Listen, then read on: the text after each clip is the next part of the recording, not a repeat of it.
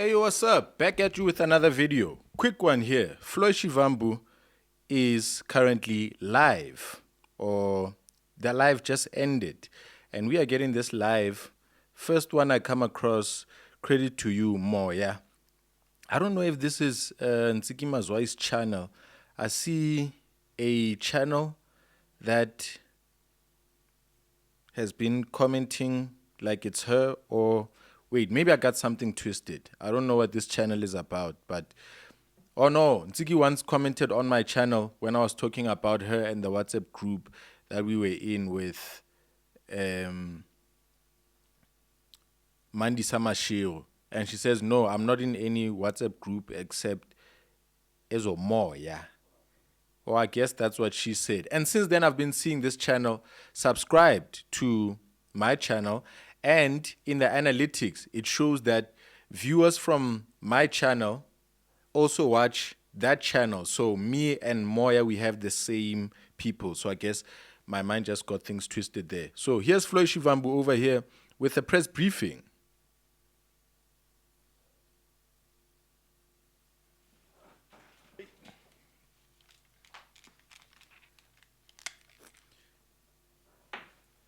Hey, the quality sucks. Will it improve? Case of emergency, we run here by the pool. Thank you very much. Good afternoon to our president of Mawusa, Comrade Robert Nwedo. I greet the former Secretary General of Umkhonto Wesizwe Party, Comrade Floyd Shivambu. I greet the members of the media, comrades and fellow South Africans. This marks an official opening of the press conference. Thank you for being here during this important time in our nation, the Youth Month, when we honor Amaqhawe and Amaqhawekazi of 1976 generation, and we remember Kliptown of 1955, when the Freedom Charter was adopted. These moments remind us that the struggle of the prosperity of the African people is far from over. It is this spirit that we welcome a leader who has carried these struggles forward with boldness and strong values, the former Secretary General of Umkhonto Wesizwe Party. A dedicated servant of the people, a sharp political mind, a strong voice for the poor, the youth, working class, and elderly. Somebody in the chat there says Nsiki promised and delivered. Is Nsiki part of this in any way? Comrade Floyd Shivambu is a leader who stands firm in what he believes, who works very hard to bring the real change, and he leads through action. A leader who has never been afraid to challenge injustice, no matter the cost. Comrade Shivambu, the nation has been waiting for this moment. Please come forward. Thank you. No, I have to take off this cap because so that I can be seen properly and be much more visible. Not that, it's this cap, but it's a relevant cap in terms of what we were going to talk about. Thank you very much. Thank you very much, Comrade Nolu Babalo, who has volunteered to assist us in terms of this process, and want to also acknowledge the president. Yeah, somebody says Siyabonga Nsiki. Like, what is going on? Nsiki who?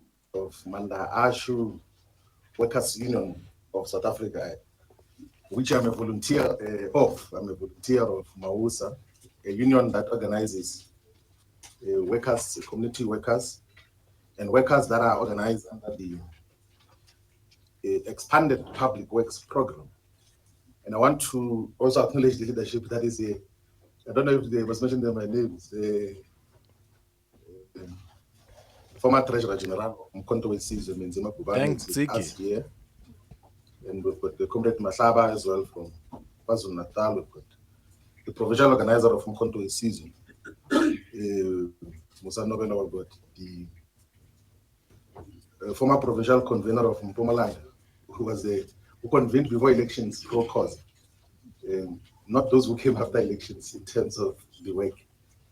And members of the media and the people of South Africa, we send our revolutionary greetings to all the people of South Africa and Black people in the African continent and in the African diaspora. We have called this press conference to speak about some of the recent political developments as it relates to the roles that we're playing in Mkhonto Sizwe. That on the 3rd of June 2025, the leadership of Mkhonto Sizwe, after national officials meeting, announced the discontinuation of my role as the Secretary General of Mkhonto Sizwe. And when the appointment of the announcement was made, there was an indication that we will be redeployed to the National Assembly to form part of the parliamentary caucus. Oh, yeah, and King said so. I see his name there in the chat. Sorry for disturbing this. Just back 5 seconds, there it is. King said so over there. He's watching this. He's thanking Tsiki as well. So I think I'm correct about Tsiki in this. Redeployed to the National Assembly to form part of the parliamentary caucus of Mkhonto Sizwe. The principle established in the public announcement was that no leader and no member of Mkhonto Sizwe should speak about the reasons why the decision was taken. But it appears that there are those who are talking freely and in most instances almost distorting just what transpired. So, as a disciplined member of Mkhonto Sizwe, I want to put on record as to what were the reasons that were given in the national officials for my redeployment. The reason given in the national officials for my deployment or removal as Secretary General was that I want to overthrow President Zuma as the president of Mkhonto Sizwe. That is what was said. Oh. That all the work that we're doing as Secretary General of establishing structures and identifying leaders was meant ultimately at the removal of President Zuma as president of Mkhonto Sizwe. And as part of that reasoning, an extremely bizarre and fake intelligence report was produced, which was claimed to be a conversation between me and some people in the African continent, where it is alleged that despite raising money to remove President Zuma, I'm also accumulating supernatural powers to make people disappear. That is the reason why we got to, so we had to deal with super. So these are rumors of witchcraft. He's being accused of witchcraft by the MKP and trying to overthrow President Zuma with it. Superstitious issues as the basis of, so we had to deal with superstitious issues as the basis of what happens, that there's apparently a head which I was going to be given to give to someone, and some people were going to die so that I can become president of Mkhonto Sizwe. That was the intelligence report, which rejected with contempt and said that that is absolute rubbish. And said that if anyone claims to have my WhatsApp conversations, I can hand over my phone. I even offered in the meeting that take my phone and check not only the messages that you claim were about the removal of President Zuma, also check any other message about anything that I communicate as a leader of Mkhonto Sizwe. Because there's a principle which I always uphold, that there is nothing that I do privately that I cannot own up publicly. Nothing, including personal relations. There's nothing that I will ever do privately which we cannot own up publicly. And we accepted the redeployment to parliament with those misgivings that we're going to make people disappear in order to take over the leadership of Mkhonto Sizwe. And in a subsequent meeting post that, another fake report was presented which claims to be WhatsApp conversations between me and someone else, where I'm reported to be saying that, yeah, I'm going to use parliament now to take over the party. And I've got money from Stellenbosch who are going to take over the party through parliament. They're taking me closer to where we're going to take power. And as a result, a decision was taken which was not yet communicated, that even this thing of parliament must not happen. In fact, the former Secretary General, which is myself, must be expelled from the organization.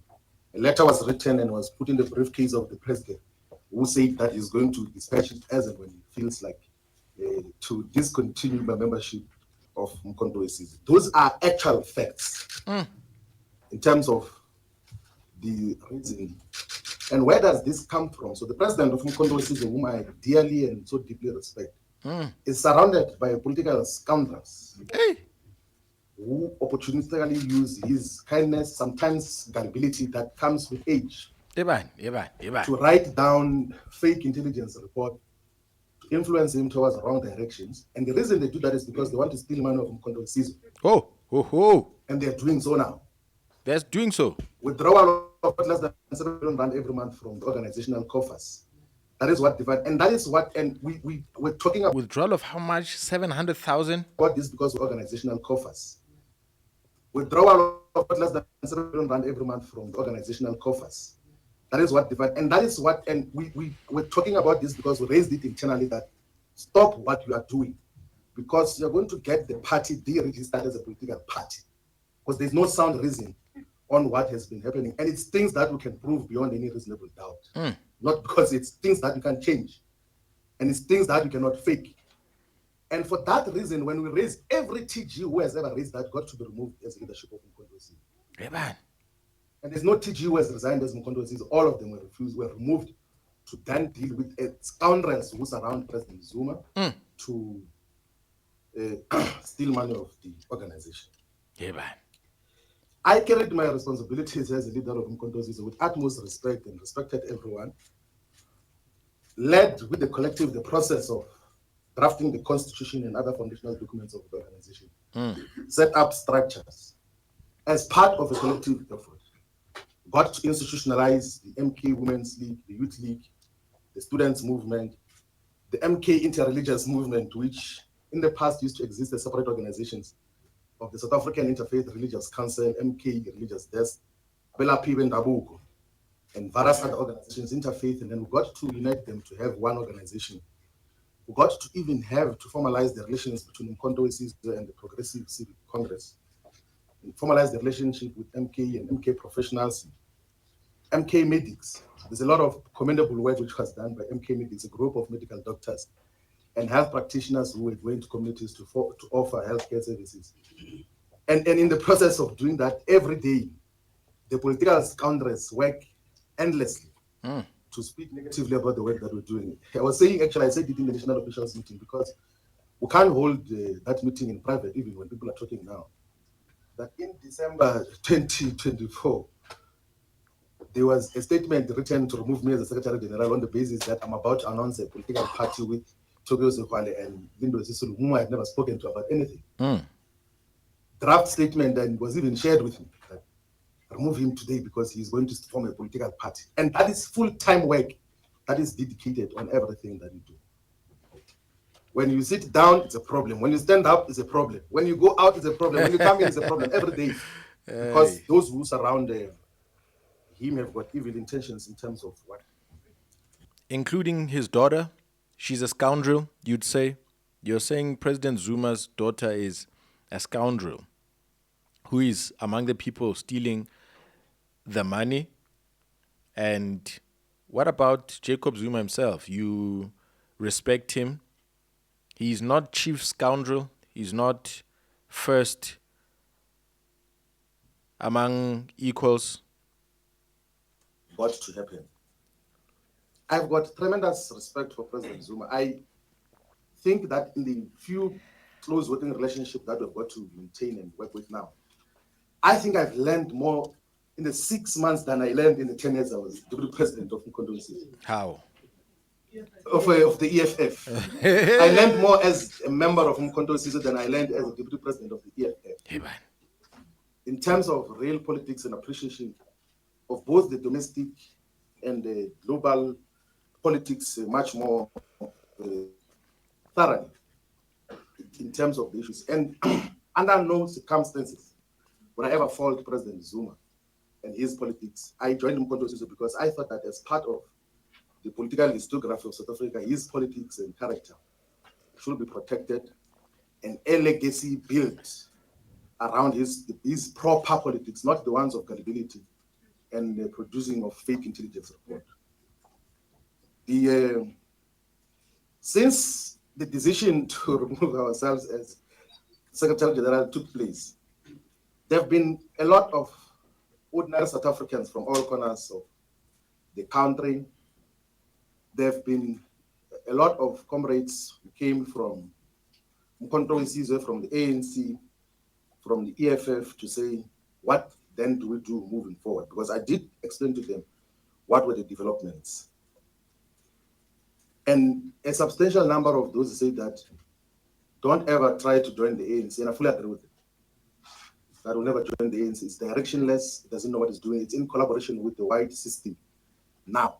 And that there are those who say don't ever join or rejoin the economic freedom fighters because it's a cult. And I agree with them. There's no space for sound ideological reasoning. Oh my God. And there's no self-respecting person who can join both the ANC and the EFF. Oh, no self-respecting person can be part of those parties. The EFF is a cult and the ANC is directionless. Just keep listening. I agree with that fully. Join both the ANC and the EFF. I agree with that fully. Wow. And there are those who say that these fundamental weaknesses with Mkhonto we Sizwe, that the organization seems to be run by a family. Yes. And seems to be inconsistent on issues of discipline. Yes. Seems to be directionless and sometimes takes conservative and reactionary positions. Yes. I say that part of the reasons why we joined Mkhonto we Sizwe, we could observe from far that we can allow in South Africa a political organization that can become a tribalist and regional organization. Okay. Such. So you went in there like Musi Maimane went in as DA leader, and the black people who attempt this to try change the party from the inside. So you were able to see a family organization, a cult led by the father. You understand that some families are not families, they are gangsters disguised as family. They hold together with a code that is not family, moral, placed under God. They exist by themselves for their interests, for money. So if you see the EFF as a cult, really, Mkhonto we Sizwe, you were seeing what, and what was your attempts going in? Organization that can become a tribalist and regional organization. It's such. Instead of throwing insults at MK, we have to play a role in contributing to its ideological character and politics and direction. And I think that we did successfully. How? In terms of what happened. Successfully. Now, there's several observations about the organization of Mkhonto we Sizwe. Some are correct, some I will reserve my observations on because I can't abuse the fact that I occupied a very senior role and had access to almost every development that happens. But those who want to hear my views privately, we can speak about that, but I'll never abuse the fact that there's a role that we played. I did that when I left the EFF, that I said I'll never speak bad about the EFF when I was MK, and I never did. And I'll never speak bad about the MK. I'll never demonize its perspective. But also of those who came, there are those who say that... This is double speak, man. He's got two tongues. He's dipping the heads of the leadership in crap. He is saying and responding to accusations or chatter that says that this is a family enterprise. And he accepts that, and he says he went in order to solve that. So credit to him. But is it really solved? They kicked you out, bro, on bogus charges. Did you manage to really do something to the MK? Double speak. I know this guy to be thorough, clear, and straightforward. This is now Colonel Chris White type things, you see. Putting stones in your pocket, saying both things, ridiculing people, and all kinds of tricks. We should form a political party or a political movement to contest the 2026 and 2029 elections. My view about the formation of a political party is that a political party must never be funded by an individual. Mm-hmm. My prompt response to the first number of people who came was that let us not form a political party, let us fight within the existing political parties. Yeah, man. But that if we were to form a political party, Let us go to the people of South Africa and ask them if they want to have a political party. We can't form a political party as a group of friends and as few individuals. So a political party should never be an individual project where you feel like, no, I want to start a political party and then you start it. It must never be a family project. It's very dangerous to have political parties which are family run. A political party must not be a tribal or ethnic project. In South Africa today, a political party must not be a regional, must not even be a provincial party. A political party must not be a platform for self-management, a provincial party. Let me just read a comment. Characterizing EFF as a cult is an admission that he is politically wounded. When did he realize that EFF is a cult? Why is he attacking the ANC? What has been said about Floyd that he undermines his colleagues or comrades is clear. That he thinks that he is the only person who can see things in a correct way. A political party must not be a platform for self-management. It must not be a fiefdom. It must not be a cult. If anything, a political party should be a fighting instrument and vehicle for the people of South Africa, must deeply espouse the principles of democracy and democratic consultations in terms of how decisions are taken, must be transparent and must be accountable in the work that it does. So to the comrades that came to say, let us form a political party, we say that we can't take that decision. Let us subject that process to the people of South Africa. So we're here today to announce that we're going to be convening the process of consulting the people of South Africa on the formation of a political movement that will be a true representative of the people of South Africa. And not a personal project, and not a group of friends project, not a cult, and not a fiefdom. So over the next few months, we will be consulting all the traditional leaders, we will be consulting all the church leaders, religious leaders in different institutions. We will be seeking the views and opinions of all the manifestations of the Zion Christian Church, of the Nazareth Baptist Church, of the IPCC, of the 12 Apostle Church in Christ, of the 12 Apostle Church in Trinity, of the Bantu Church of Christ, and all the charismatic churches. We will be seeking opinions as well of prominent leaders. Why do politicians just go to churches? Religious cults. Why can't you see religious cults? I'm sure as he consults these people, he's probably going to encounter that Caesar Bantu cult. You know about that? But why? Are people who are seeking God and who find themselves grouped in these strange spiritual manifestations and cults of the leaders, like ZCC, like Yona Kreke, like Zion, Apostolo. Those are organizations that give so much homage to their leaders, just like political parties. And it seemed like Floyd doesn't see much of a difference between political parties and those groupings. It's a strategy that politicians use to find crowds that are already prepared, and you just tap into this one and tap into this one and tap into this one. Connect the network.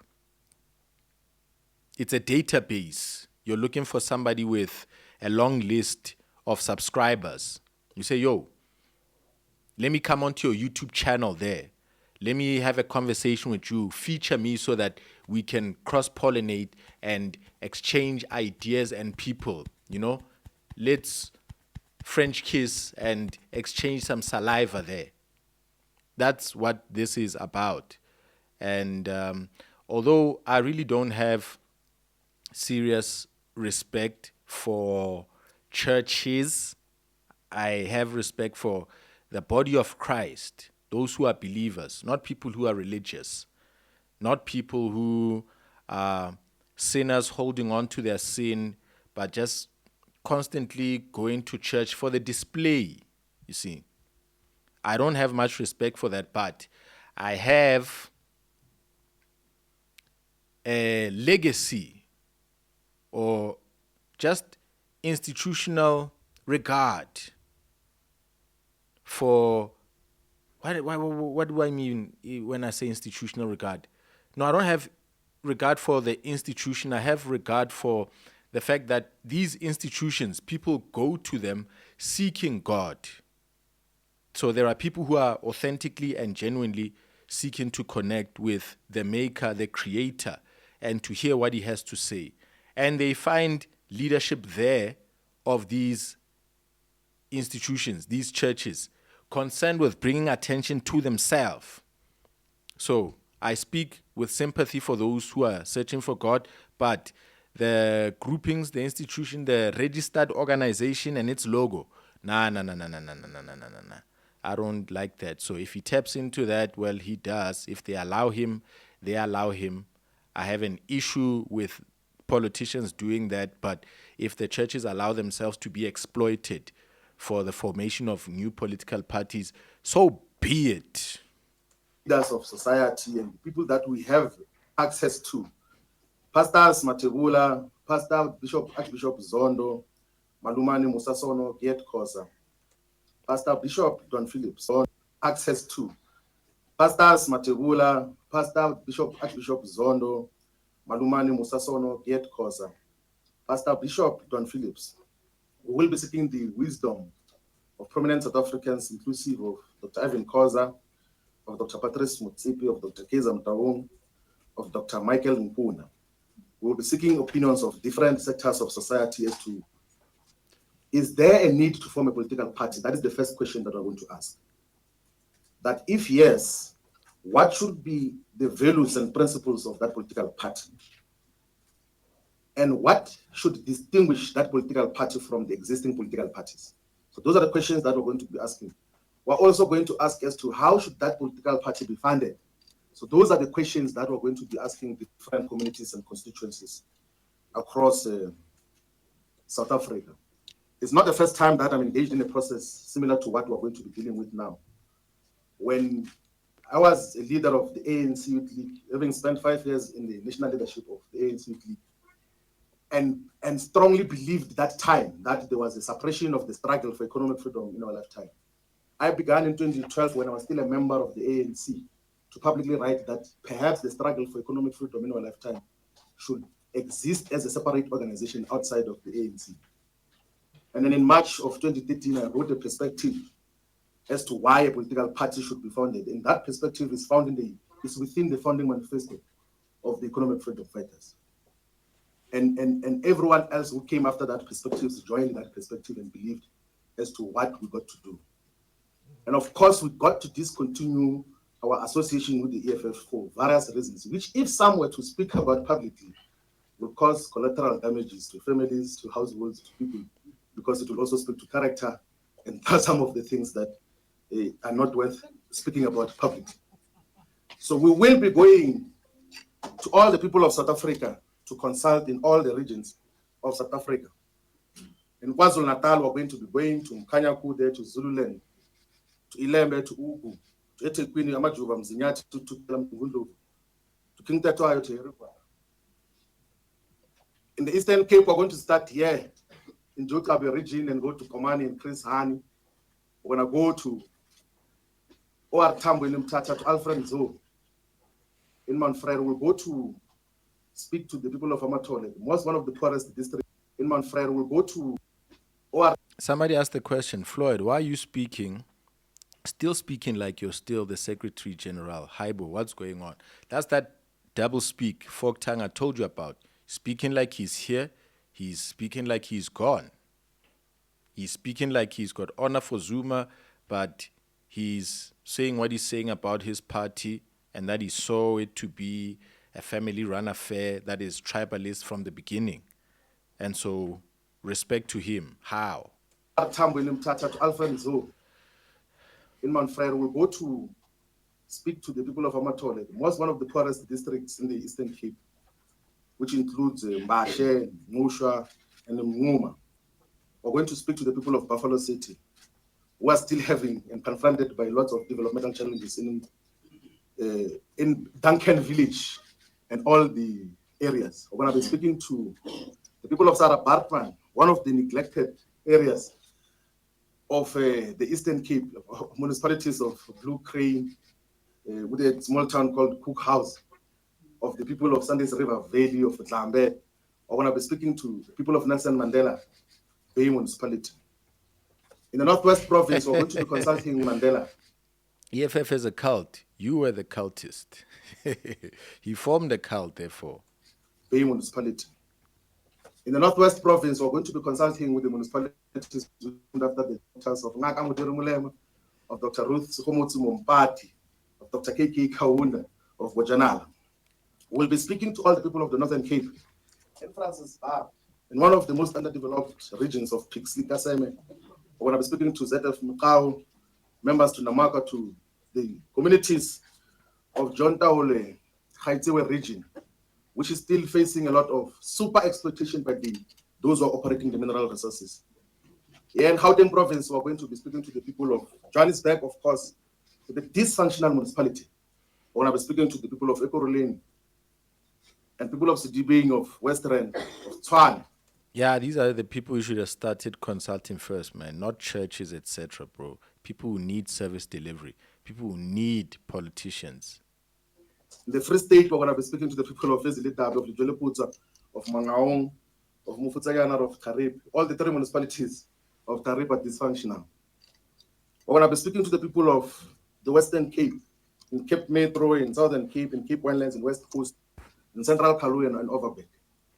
Itaba kaya balabla na bantu bele Limpopo bele kaya to hosi ngwati balabla na tona lati gereke usukusala le amusina ku Africa la Waterberg ingwa itaba kaya balabla na bona ka yanda molamlele ingwa ka bona itaba kaya balabla na bona ku shana yifane yisungula political party ena loko yisungula yifane yimela yini political party yale leswi ngataba kaya enda sona through the length and breadth of South Africa.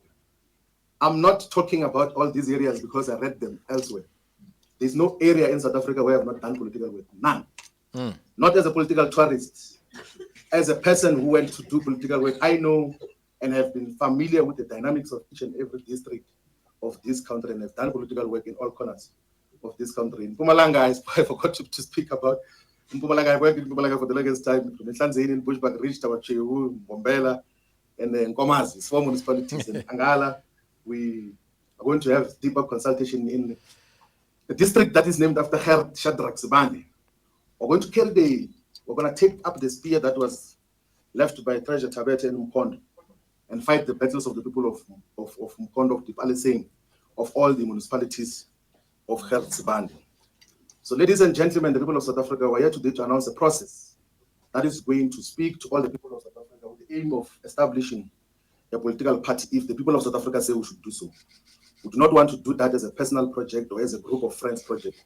It must be a party that is owned by the people of South Africa. So that is basically what we had called this press conference to communicate, and we will be going to the ground to speak to the people. We'll be talking to young people via social media platforms and other media platforms. Will provide platforms as to how the engagements are going to happen. We are going to next week announce the leadership core that is going to be responsible for the consultation process. And that leadership will be coming from all the provinces of South Africa, will be properly gender balanced, and not just a group of men or boys. It will be a combination of different skills and capacities so that we're able to listen much more attentively to all the people of South Africa. We thank you very much for having attended this otherwise intimate briefing on what we have to do. Thank you very much.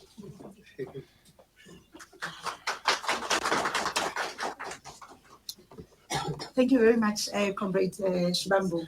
Now we're going to be taking questions. All right, I'm going to start there at the back, and then I'm going to come forward. 2 questions per person. So I can take 5 hands. 5 minutes, 5 per person. No, 5 questions per person. 5 hands. 5 hands, okay. All right, let me just give numbers. You'll be number 1 there at the back. Number 2 with the green. Number 3, the lady. Number 4. And then number 5. Thank you so much. I'm Floyd from UF. Floyd, it would seem that you've already decided to form the party when you're saying you are announcing an interim core. What about your credibility? I mean, you've embarked on this. I remember the famous "what is to be done" question when you said you were consulting South Africans for the formation of the EFF, which today you are crashing. And when you joined MK, you said that was the most solid decision. And when MK announced your demotion at the time and said this man embarked on it, you accepted that that was a reason that you had gone there without the knowledge of the party and so on. Why must South Africans still believe you in light of what happened and not think that you are starting this thing because you do not want to serve as an ordinary member in a party? Thank you. What must South Africans think of you in light of what has happened? What about your credibility? Answer. Good morning. My name is Sentegu. I'm with the SAPC. Mr. Shibambo, you saying that marking on the process to form a new political party if the people of South Africa give you that go ahead. Does that mean today you've parted ways with the MK party despite the fact that you're wearing the MKP, the cap? And secondly, what are you saying to those people who are saying mushrooming of black political parties, in fact, are just meant to divide the black vote? Aren't you seeing yourself as maybe part of those who are duped into forming political parties only to benefit the very same people that you're saying are the white monopoly capital, because those people are seen to be getting funding from the very people that you accused as the white monopoly capital? Got a number of questions, but I would stick to two. Thank you very much. My name is Yanda Ngobo from Newsroom Africa. Mr. Shibambo, just to follow up on Dave, what's your current status in the MK party? Have you officially resigned? If so, when did that happen? And you say you're going to be traversing parts of the country and different regions. Where are you getting the money for this?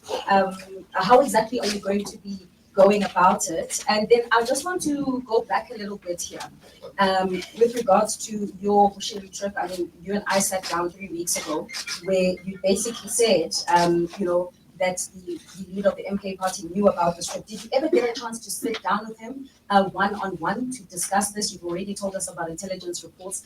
What did he say to you with regards to these intelligence reports? Because he seemed very upset during those Youth Day rallies. So maybe take us into your confidence, because it links to the credibility question that's been asked, because you had told me that you would never resign from the MK party. So please take us into your confidence in terms of that decision-making process. Yeah, I'll leave it there for now. Namaste Moyo here from African Times. I actually wanted to ask the same question that we officially resigned. Namaste Moyo here from African Times. I actually wanted to ask the same question that you officially resigned from the MK party, and also you talked about organizing people that are going to be approaching citizens from next week. How long does it take? Why is it so fast? Have you been in this process for a long time already, or what? Thank you. Yes. Have you decided to start the party? Has the party been started yet? Jones, ENCA, Mr. Shibambo, just two questions. How long will this consultative process take? And obviously, when you are going to people, this interim structure has to go under a banner. So what will be the name of this organization or structure will be presented to the people during this consultative process? No, thank you very much for patience. I have not resigned from controversy, and I will never resign from controversy. How? I'm a member of Mkhonto so the constitution of Mkhonto says that members are not allowed to participate in activities and programs of political parties whose aims and objectives are opposed to the objectives of Mkhonto. He's being technical. If Mkhonto believes that going to listen to the people violates the constitution, it will tell me that listening to the people is a violation of the constitution. I will not resign. I said I will never resign from Mkhonto. And I still stick by the decision and the communication that I made that it was the best decision ever to join Mkhonto. Hey, man. And I spoke about it earlier that forked tongues, bro. Politics speak. This is it. How would you place an opportunity to learn in 6 months what you couldn't learn in 10 years? practical experience which you can never read in any textbook. Like and I knew from the beginning, from day one, that here we're about to start a journey of deep learning and understanding just what are the dynamics of South Africa's politics, not from a textbook point of view, or from social media point of view, because the political leaders who are guided by social media and think trending on social media makes them relevant. Win all elections in social media, but on the ground, they're nothing. So that is basically what we're dealing with. We're not dividing black political parties in table. We are listening to people, and they will tell us if there's a need for a political party. So if majority, and genuinely so, if majority of the people say that there's no need to form a political party, we will humbly listen to that and take advice from that point of view. We have constituted a structure which is going to be listening, and we've had meetings to talk about that, and none of those meetings were secret. We don't do anything secret. It's open. Even tomorrow and Saturday, we're going to have a meeting represented by all leaders from the whole country. Some are members of the ANC, some are members of the EFF, some are members of the MK. And there's nothing wrong with people meeting to say we're going to listen to people. If their parties have got a problem with their members going to listen to people, then it's their own issue. So listening we're going to do. And if our organizations think that listening is a crime, it's wrong, then they will tell us that it's wrong in terms of those issues. Where am I going to get the money to travel? You know, Ziana, for my 6 months as Mkondo as a national organizer and secretary general, I've never used the money of Mkondo to travel from any place to another place. Not once. Even when we travel out of the country. Because I be able to persuade people to contribute for travel. And I purposefully did that. Like I never got to be dependent on Mkondo on anything. And they did, I said that in the meeting, that I didn't come to suck blood of Mkondo as resources. And that is, we will be able to move from point A to B. If we run out of petrol, we will check if we can be borrowed money to pour petrol. If there's no petrol, we'll hike. We'll stand on the street and say, this way we're going to start. And then go and speak to the people. That is what we're going to do. But moving from point A to B, we'll be able to move in terms of how the process is going to happen. So the leadership collective that is going to meet, which is not a secret, is going to determine the program of action, the length and the process of consultation, and then we will be able to deal with these issues. Now, comrades, this thing is simple. Don't do things that you don't believe in. And don't associate with projects that you don't believe in. Never ever sacrifice principle on the altar of political convenience. It doesn't matter what happens. It doesn't matter if that is going to break friendship and people that have known the rest of your life, brotherhood and all of those things there. If principle is broken, you disassociate from it, and decisively so. But in doing so, sometimes you must be considerate of some of the personal circumstances of some of the people that you're dealing with. So that is basically it, that you must never associate with unprincipled positions. You must always stick to principles as to how you deal with politics. These things of, yeah, I'm just there because I'm there for salary purposes and for income. What do we do? Go to leaders of the ANC in the corners and say, but what is this thing that they're doing? They'll tell you that that Ramaphosa is nonsense. That Ramaphosa is misleading us. But they won't tell you. Go to EFF people and they will tell you their own characterization of the leader of the organization and what is happening there. But they don't have the courage to tell him. Same in MK. And we can't have political culture like that. We must be able to, when you raise issues internally sharply, you don't have to go and gossip about it anyway. Now all the issues and concerns that I heard about MK, I raised internally. Even against all odds, if there is an opportunity to raise an issue about the wrongdoing, I would speak and clearly speak against the untouchables there. People who take drugs and tweet at night and insult us. Jacob Zuma's daughter is on drugs. And we'll confront them and say, what is this about? Like Elon Musk. And that is basically how we deal with these issues in terms of what happens. We never tiptoe around anyone in terms of principles, always protect principles. And I saw Elon Musk putting up a drug test like he's free, like laughing at people and his claims. How we deal with these issues. Thank you very much.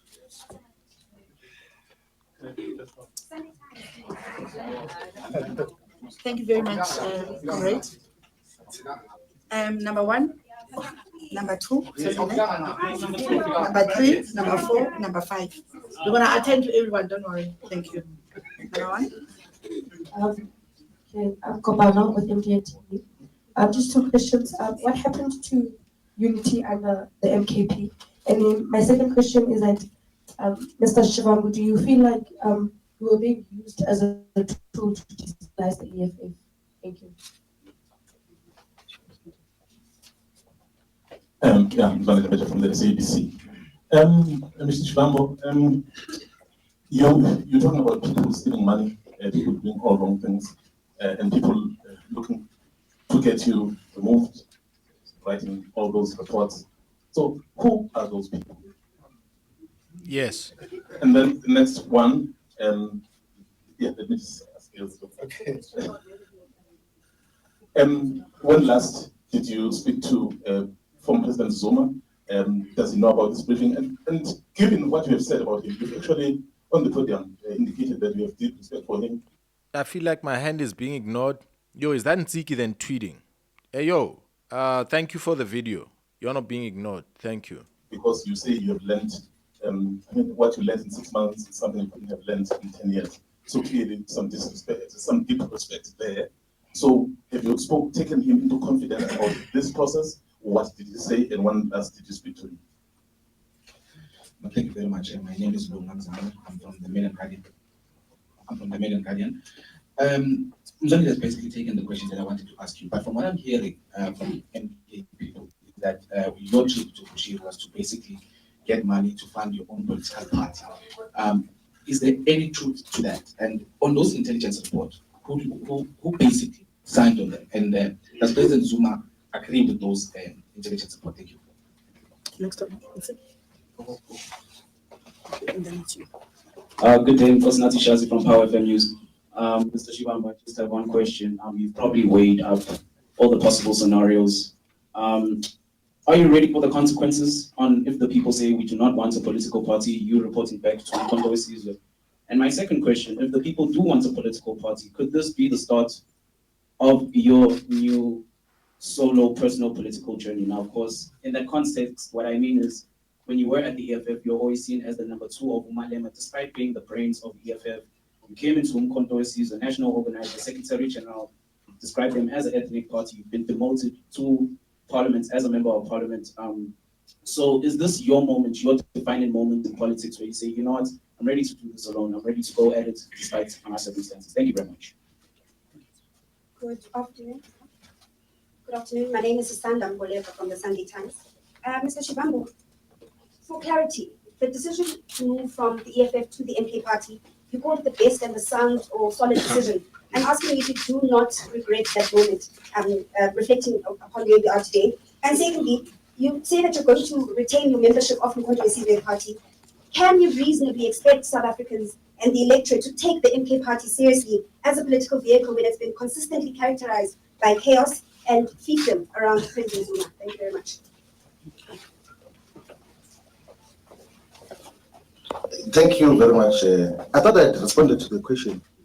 I don't regret leaving there. It's the best decision I ever took in my political life. Because we're legitimating published. And there was no way that you could dedicate your intellectual muscles and work. And in practice, you realize that this thing which we said we are standing for is not principle. Check the conduct of your in government and what gets to legitimate such. That was the best decision ever. And everyone that we spoke to, it's like they, like they were to criminalize, we said, I will never trust the person who knew that the deputy president is leaving. And then they isolate him, we say, on the basis that he knew that I'm leaving. It's not only we say, those comrades knew, we discussed it, and we reached the same conclusion that we're not being fair to society if we say that this comrade can lead this company. All of us agreed with the people who are leading EFF now. That is basically, that is the reality of the situation. The people who are leading EFF now, all of us were unanimous. And then the issue was, what do we do? If I wanted to destabilize, someone is asking, were you sponsored to destabilize the EFF? If I wanted to destabilize the EFF, I could have started the faction inside and cause directions and this. Well, then the decision was, let me not disturb the EFF, let me leave. I never spoke about the EFF anyway. And also in respect of the responsibilities that I had, that if it was national organizer or secretary general and then speak about the EFF, it was going to be confused as if I'm speaking on those platforms on behalf of the organization. In terms of how we got to deal with those issues, part of, although there were dynamics, like part of the things which I used to appreciate about the EFF was that I knew that foundationally I came with the idea of funding the EFF. It's true. One of the things that used to give me a lot of joy was to see a lot of people whose lives would change employed by the EFF as councillors, as members of parliament, as staff members, build homes for their parents, buy cars and everything else. I was like, I can't be part of the staff lessons and organization that, at least from that point of view, is giving people sustainable livelihoods. That I will never do. I will never be engaged in such an activity. It's not in my character. I don't get involved in factionalism. I'm not, in the 10 years of the EFF, I've never sat in a meeting of a faction. But factions will sit when we're going to the Congress that elected Marshall for the first time. They came with a list proposing someone else as Secretary General. I said, no, Marshall is going to the SG, and he became SG. I didn't sit in the meeting. I just rejected the decision of the faction in terms of not once, not in MK, not once did I ever sit in a factional meeting. In MK, not once did I speak to President Zuma about me being Secretary General or National Organizer or anything. Not once did I go and speak to President Zuma and say, please don't remove me as SG, I'm the best and everything else. I said, people can tell lies, you can take decisions on whatever you want to take decision on. It's not my character. I don't get involved in factionalism. I know how foolish factionalism can be. It turns people into zombies. They're unable to think in terms of how they process issues. And there is no one who can come out and say that I was in a meeting with Floyd to discuss names of people in a political party. I don't get involved in such discussions of factionalism. The ultimate agenda for all progressive black political parties is that they have to unite behind a common vision and agenda. I think we all agree that if you were to isolate black people, whether they come from the black consciousness political view or Pan-Africanist or economic freedom in our lifetime or charterist, or those who believe in MK and all other organizations, if you were to isolate black people and say just what do we need as the top priority issues for black people that have to be done in this country, we're going to come out with the same things. The people of South Africa, in terms of us, are not divided.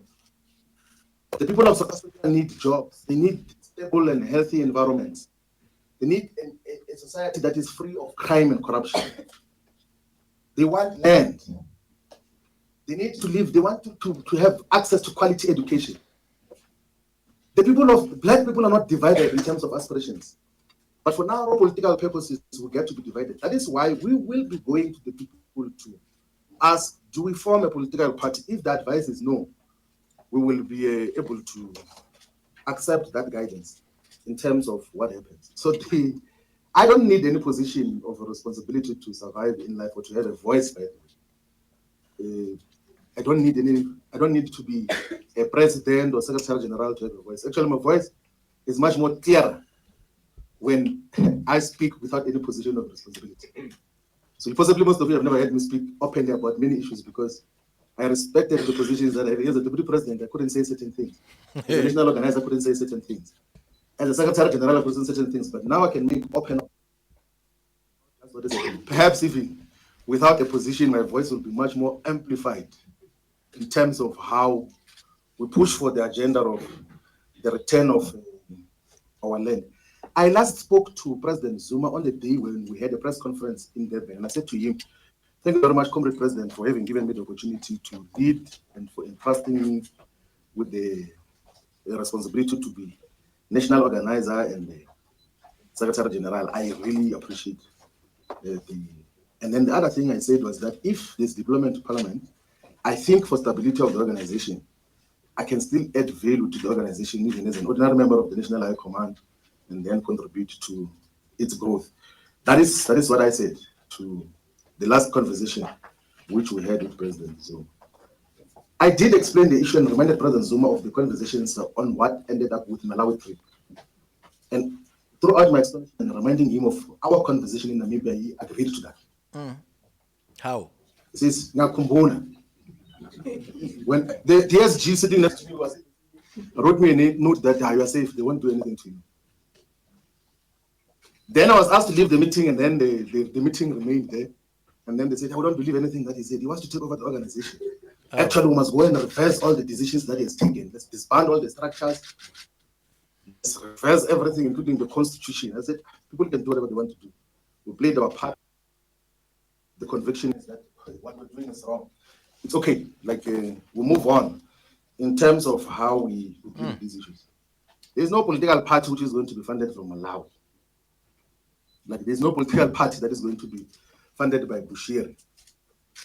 We are going to listen to the people and we'll get guidance from the people as to how do we move forward. I'm not, this comrade who asked the question and left. I'm not starting any solo project. We must stop these things that political parties are personal projects, like a music band. Brenda Fassie and the Black Dudes. That if Brenda Fassie is not there, the Black Dudes can operate. A political party can have that character. But you have got political organizations in this country which are like Brenda Fassie and the Black Dudes. Well, if Brenda Fassie is not there, the Black Dudes are not there. We can't have an organization like that. There must be an organization that exists in every corner of South Africa, whether there is a Floyd or no Floyd, or whoever is there, must be the expression of the collective ideals of the political party. That is basically how we dealing with all of those issues. I think we can take the last round of questions. I don't want you to talk about that. Yeah, I don't want to talk about that. Maybe when we do a one-to-one interview, I'll take you. Something me and you are together. That's it. Sure. Thank you, Comrade Bambu. Another round. We'll go 1, and then 2, 3, 4. There at the back, Mr. Afro. 5, and then we'll go with you, and then you. Thank you. Okay, we go. We gave you a chance now. Okay, you the last one. Thank you. From the Moya podcast. Yes, that's Ntsiki. Of course, she's here. All right. So, Floyd, you did say that you don't want to be surrounded by yes men, right? And I want to find out that a lot of people were complaining about it being difficult to work with you on a personal level. And I want to know which part you hold yourself accountable to, and if you feel as if there is some personality dynamics that you need to work on yourself, perhaps to be a better leader, to be able to connect with people, or you think it's just all rubbish. And then Abantu was to make together and Johnny that night. Because she was on drugs, apparently. You're interesting to see Ntsiki in politics. Has this channel been dedicated to it? Indian TV. Mr. Floyd, I only have one question for you because my other colleague have already raised other question.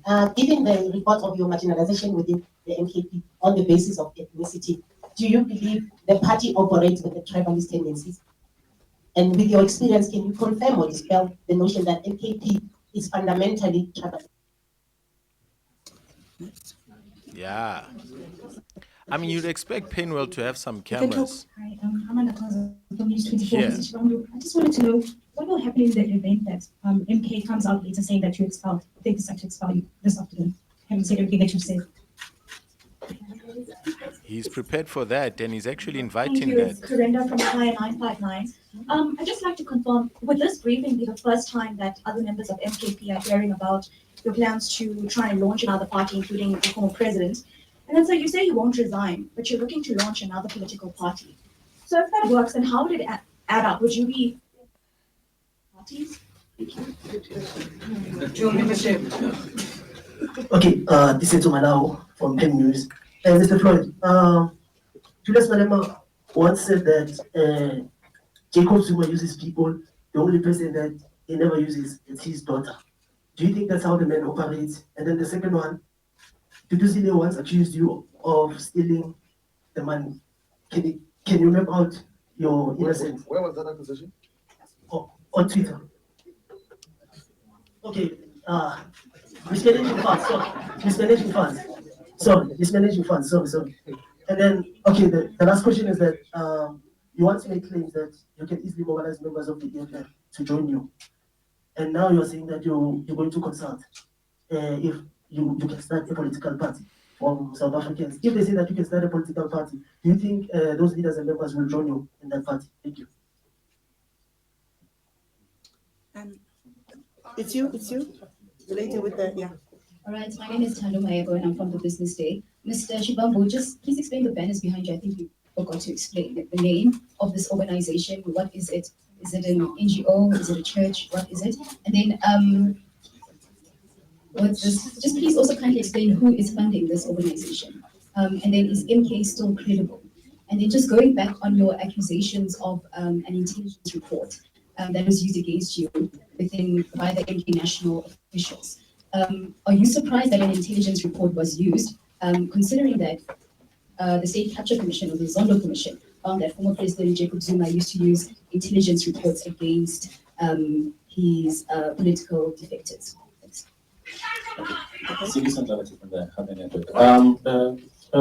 Mr. Floyd, you've categorized your session, your time now moving forward.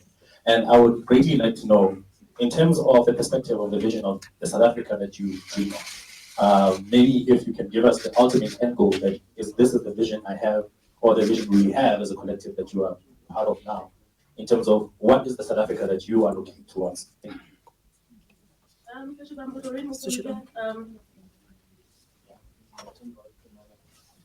Mr. Chibambo, Doreen Mukulu from Scholar Africa. I just want to find out, you're speaking about fake intelligence. I want to find out, were there any power dynamics within the party, the MK, that to a point that they had to make the fake intelligence to push you out? This is the last one. Yes, it's the last one. It's a follow-up. Right. I asked about the issue of credibility. You, on your own admission, that having left the EFF, anyone that was perceived to be loyal to you, you believe that they were victimized. Are you still willing to now have more careers being destroyed by joining a new entity that you are forming? Should South Africans still regard you as a credible voice when you have served 11 years in an organization and now you are calling it a personal fiefdom? Where was the foresight then? As an educated man, shouldn't you have figured this out in the area? And the same thing attitude would be adopted in case of MK, because you've been there for literally 10 months. That then raises the question of your own personal judgment, that you should have foresaw that there's trouble there, that Mr. Zuma is quite elderly and gullible, as you put it. So it speaks to your own personal judgment. Thanks. I think that is opinion. Let's give it to you. It's your own opinion. Like, it's not a question. I don't can't help you. Different people will have different perspectives in terms of what happens. I do know, I think in conducting political work, like I think those that we've worked with before, the difficulty that they have is when we have got leadership responsibilities. One, I refuse to have private meetings or private engagements. Yes. So there's a lady from Pumalanga who, I think it's called Mary or somewhere. So the first meeting I attended of MK, there was a decision, I didn't even know who she is. There was a decision to expel her. And then another meeting. And actually, in the first meeting, I even said that please don't expel comrades, it's too early, let us go and engage with them. And it's in the minutes of MK that said don't expel her, further engagements and all of those things. Then another decision was taken, but some of the decisions had to be written and signed by me, even when you express a different view inside. Then she asked for a private meeting to brief me, then I said, I can't do that. And I said it actually in the national officials meeting that majority of times, comrades would want to meet you privately and be buddy so that they're protected when they do wrong things in the organization. And that is the conduct that we got to deal with. You know, I'm very close to Nzobe. We always say that we've known each other for more than 20 years, but he was head of presidency. When I was doing wrong things, I was writing a letter that you're not doing your work properly as head of presidency. And wrote it in the organizational report that, yes, and you will also give me criticisms as well that, hey, you're too closed up and all of those things, but that is how organizations are run. You can't run it through friendship. in terms of how you then get to conduct yourselves. But if there are other issues, we can be able to listen to that. MK is not tribalist. It's not a tribalist organization. There's no tribalism. I never got to encounter tribalism. How? But I know there are people who mischaracterize the organization because also it was still at its formative stages. So there are people who truly believe that it's an organization to liberate Zulu-speaking people. So there will be those who say that, and they will say that to the president. And there are those who believe that, but it's not the overall character of MK. These extremely brilliant comrades and activists that are in controversies who understand politics properly, organizing, mobilization, and there's never been a problem of tribalism which can be. Actually, like I know there was an incident now of a brilliant young man who is the leader of the MK Youth League made a legitimate, like, honest, innocent mistake about referring to Tsonga speaking people as Shangan and everything else. They like it. For some people it lands well, for some people it doesn't land well. But I think a substantial number take it derogatory as a derogatory reference. But he didn't mean bad. Like he was not doing it in a vindictive and tribalist way. I know him that Tiniso is a proper who is in the politics of South Africa. So there's no tribalism in the organization. I don't agree with the analysis of Julius about President Zuma. Oh. I don't. Okay. I've got to interact with him and all of those other things. Do you agree with what you said back then? Or do you disagree with yourself and now disagreeing with Julius? But I know there are times where I think former president or former secretary general who worked with him for the longest time in the ANC, Halima Mutlanta, I think when I did an interview with Sizwe, he said that the limitation with President Zuma is that sometimes he can be persuaded about an issue outside of organizational structures and want to take a decision based on what was the persuasion outside of organizational structures. So that becomes a dilemma for particularly the Secretary General, because once you have taken resolutions collectively, your expectation is that you must collectively communicate and defend those resolutions. And that time he has now reconsidered the decisions that were taken before, and then becomes difficult to move forward in terms of it. I think that observation, which I share, was already communicated by the president, the former SG of the ANC, Halima Mutlanta, when President Zuma was in office. So that dynamic is a limitation generally, that he meets way too many people. And in the process, sometimes he meets people and then he says, and then those people interpret that as if he agreed to whatever they were saying. And that is the dynamic. But I don't agree at all that he uses people. He is trusted by the people of KwaZulu-Natal and by the people of South Africa. The genuine building was to expand the message of what he stands for. And he's not opportunist in terms of how he communicates political principle. Like even in closed spaces, there could be I'll give you an example, for instance, that the Moroccan embassy wanted to buy the position of MK to say that MK should support Morocco's operation over Western Sahara. And then there are those closer to him who visited Morocco, were promised money, and then they came back and said MK must agree with Morocco's operation of Western Sahara. Hey, man. Then when he realizes that they won't understand this, then he called me into the meeting. Then said to the Moroccan ambassador and political secretary that we are not going to agree with you. If we are going to have engagements with the Kingdom of Morocco, we must talk to the SADR here and the Polisario Front, which is the liberation movement fighting for the liberation of Western Sahara. And then we agreed on that principled positions. I wrote a letter on the 27th of March to the Polisario Front to say that the president will engage with you before he engages with Morocco, because it's now 50 years since the operation got to happen over Western Sahara by Morocco. And you saw what happened. Immediately we were suspended, but they got suspended that thing of redeployed. Then the Moroccan government issued a statement which is undersigned by Mkhonto Wesizwe to say that Mkhonto Wesizwe supports its operation over Western Sahara. No meeting to discuss that, no national high command, no officials. Someone just says, and the people who did that, it's those who went to Morocco. Like, that is basically the whole thing. Like, there's no, and in the official record, in the minutes of the National High Command, is that President Zuma is going to mediate a discussion between Western Sahara Liberation Forces and Morocco to find a settlement. It has been going in for a very long time. But after, immediately we leave, because they couldn't do that in our presence, obviously. They couldn't. Then they saw an opportunity that, yeah, now we're going to maybe press that jukebox or to sing for us. And then and you can see that statement, which is issued in the name of MK, is written by the Moroccan embassy here in South Africa, to impose a position on MK on the basis that there will be money exchanges. And that is what happens. Also, even with this, you remember when we did the press conference, Muslim Judicial Council. So part of this conference, they go to speak to the Muslim Judicial Council and say, please go and speak to President Zuma, say to him that he must remove the SG, and that is the only basis we'll give money. Hey, man.